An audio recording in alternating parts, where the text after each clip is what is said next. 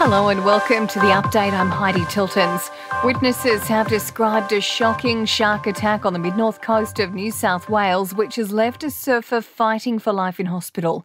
The 44-year-old was mauled on the foot at an unpatrolled beach in Port Macquarie, with the shark striking again as the surfer tried to swim to shore. Steve saw the surfers as they were waiting for paramedics to arrive. The foot, he said, it's definitely been taken possibly in the first bite, and then as it's had its second grab, it's got him across the hip and sort of between the hip and the calf of his other leg and straight through his surfboard.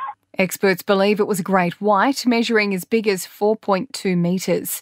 Donald Trump's mugshot has been publicly released after he surrendered in Georgia for his fourth indictment.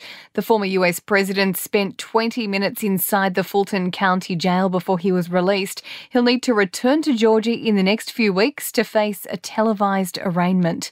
The opposition believes older Australians should be able to work more without affecting their benefits. Peter Dutton says there should be more flexibility in the welfare system, allowing older Australians who have reached retirement age to work more hours and keep their pension intact.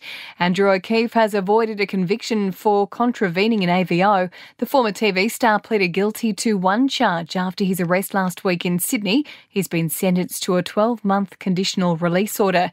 And cheaper electric vehicles aren't far off. Federal Transport Minister Catherine King says the Albanese government is a step closer to setting mandatory fuel efficiency standards, which act as an incentive for car makers to sell more EVs in Australia. Really what it does is it unlocks the choice of vehicles that we are just not seeing in this country at the moment, and also makes sure that we're seeing cheaper electric vehicles. So that lower end, we've just not got the range at the moment. They're still really very expensive in Australia. Sport and entertainment are next.